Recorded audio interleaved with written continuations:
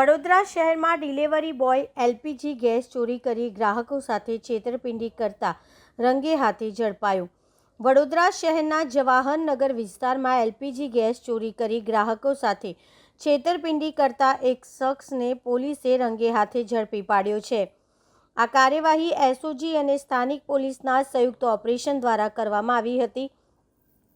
માહિતી મુજબ Mahalakshmi gas એજન્સીમાં tempo ચાલક તરીકે કામ કરતો જીતેન્દ્ર બારિયા ડિલિવરી માટે નીકળતી વખતે સિલિન્ડરોને અવાવરું સ્થળે લઈ જતો, ત્યાં તે પાઇપની મદદથી ભરેલા સિલિન્ડરમાંથી ગેસ કાઢી ખાલી બોટલમાં ભરી ગેરકાયદેસર વેચાણ કરતો હતો।